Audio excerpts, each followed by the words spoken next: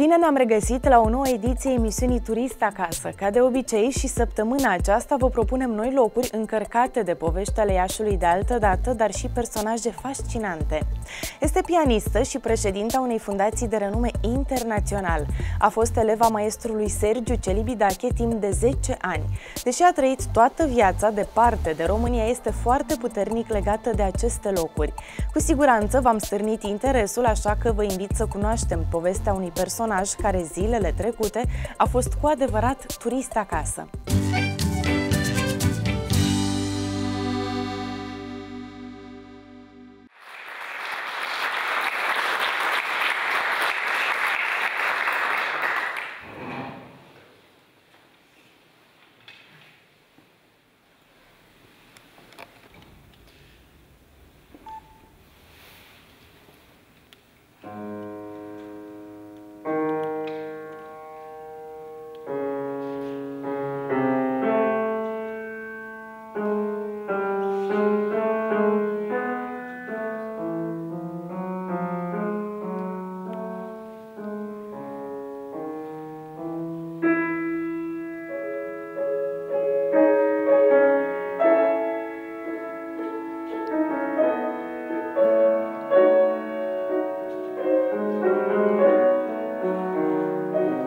Elizabeth Sombar, un nume de prestigiu în rândul pianiștilor de renume, s-a aflat zilele trecute la Iași. Vizita artistei din Elveția a avut drept scop principal promovarea Fundației Rezonans, însă și susținerea unor cursuri masterclass pentru studenții Universității de Arte. Această vizită a artistei mai are o semnificație, și asta pentru că o mare parte din familia sa provine din România. Je suis arrivée à Iași pour des raisons visibles et invisibles.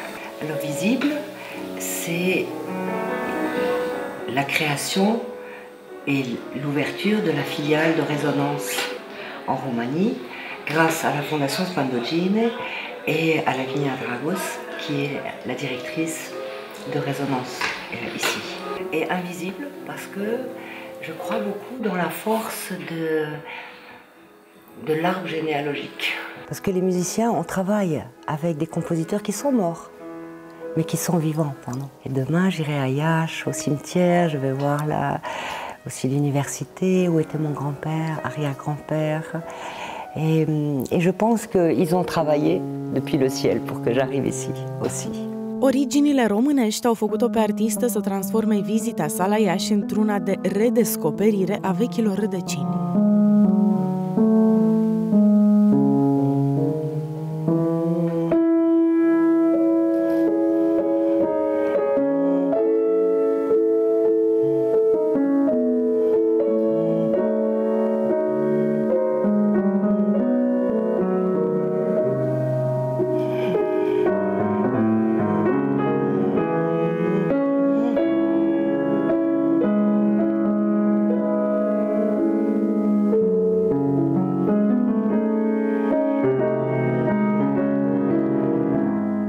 A știut dintotdeauna că provine dintr-o familie de intelectuali din care a făcut parte și creatorul școlii românești de parazitologie, Nicolae Leon, după mamă, frate cu Grigore Antipa, un alt eminent biolog. Între anii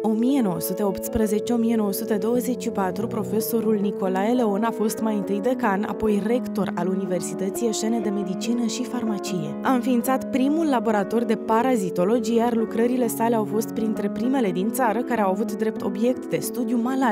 Am însoțit-o și noi pe pianista Elizabeth Sombar pe drumul pecetluit cu numele lui Nicolae Leon, astăzi parcă dat uitării. Quand j'étais petite, ma grand-mère roumaine, Corina Leon, qui était de Iași, elle nous parlait de Iași. Elle parlait de la Roumanie, mais c'était abstrait. Et quand j'ai eu 20 ans, j'ai dit j'aimerais bien aller jouer en Roumanie, surtout que tous mes cousins étaient encore vivants et ça aurait été... Mais ça ne s'est pas fait. C'était difficile, c'était encore l'époque de Ceausescu, c'était difficile.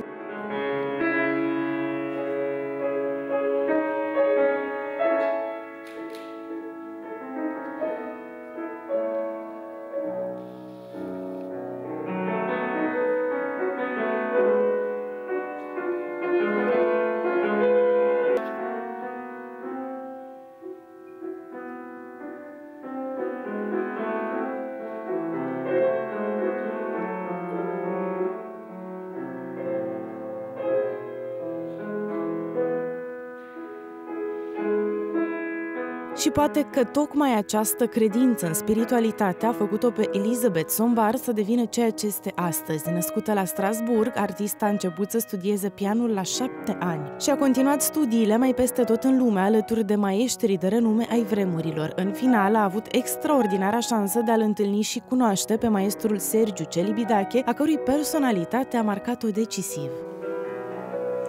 Elle a été fondamentale. Ça a été la dernière phase de ma préparation. D'abord, j'ai fait le piano, j'ai été en Argentine, j'ai été à Londres avec des grands professeurs, mais je savais que la dernière étape, c'était avec Celibidache. Et comme je l'ai déjà dit, j'ai bénéficié d'une relation privilégiée avec lui, parce que quand il était jeune, quand il était à Berlin, Celibidache, il habitait chez mes grands-parents. Il était très proche. Tout l'apprentissage, tout le travail avec Celibidache pourrait se résumer à comment se vider de tout ce qui n'est pas nous, mais qu'on croit être nous.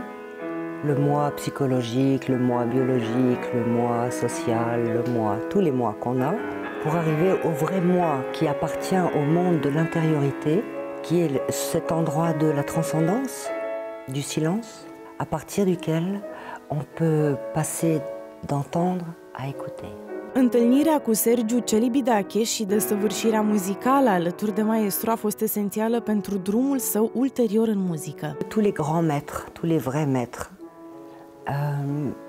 finalement nous révèlent ou essayent de nous révéler notre propre lumière. Et le problème, c'est que la figure de Celibidache, comme charisme, c'est que c'était facile de projeter sur lui l'image du gourou, du sauveur. Et c'était pas facile pour lui, parce que c'est les étudiants qui font de vous un gourou. Il nous a appris... J'aime beaucoup cette formule de Hegel, non? Hegel disait que le génie, c'est la rencontre du particulier avec l'universel. En ce que Celibidache était exemplaire, plus encore que quand il enseignait, où on pouvait être choqué par certaines attitudes superficiellement, c'est quand il dirigeait. Parce que là, il était un, vraiment, avec ce qu'il enseignait, au-delà même de son enseignement. Au fond, il est mort dans une grande solitude. La solitude d'une exigence tellement absolue qu'il avait le sentiment que personne n'avait vraiment compris. Et c'est vrai, parce que le chemin que induit la phénoménologie de la musique est un chemin de vie.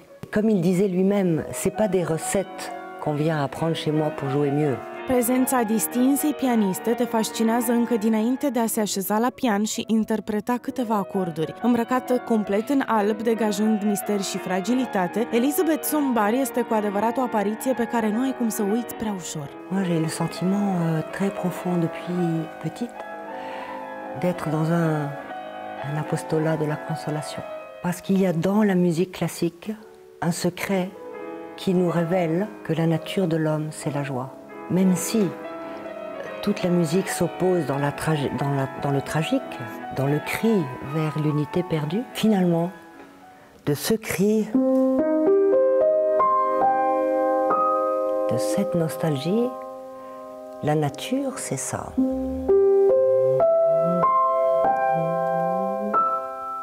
Le majeur, la joie. Proiectul pe care l-a creat și pe care îl conduce de 25 de ani, Fundația Rezonans, este menit să facă muzica simfonică să răsune dincolo de scena sălilor de spectacol. O putem găsi în orfelinate sau aziluri de bătrâni, printre cei bolnavi și neputincioși sau chiar printre cei ce își ispășesc pedeapsa în închisori. Ça, c'est une conséquence de ce que induit la phénoménologie de la musique. Et ça, c'est ma joie de préparer la filiale en Roumanie, dont la spécificité va être l'enseignement de la phénoménologie chez les enfants, les amener avec nous dans les lieux de solidarité pour qu'ils voient la joie. Ça, c'est de la joie. Que ça, c'est la vraie mission de l'interprète. On peut jouer au Carnegie Hall, oui, mais c'est pas le but. On joue une fois par an.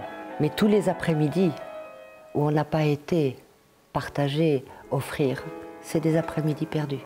Et ce qu'on essaye de faire en Roumanie, c'est de prendre un groupe d'enfants qui joue, qui a un talent, et de le faire entrer en résonance avec les autres filiales, qu'il puisse voyager dans la filiale mère en Suisse pour des grandes masterclass, qu'il puisse aller à Rome, que je puisse le faire jouer dans mes grands concerts, non pas pour qu'il soit connu chez nous, mais pour que vous les reconnaissiez. Și asta pentru că Elisabeth Sombar este de părere că rolul interpretului este să d'apporter plus de beauté et plus de bonté et plus de vérité, d'opposer à la laideur et à la disharmonie et à la dissonance ce que la musique classique apporte de beauté, d'harmonie et de possibilité finalement de recoudre le tissu d'une fraternité renouvelée.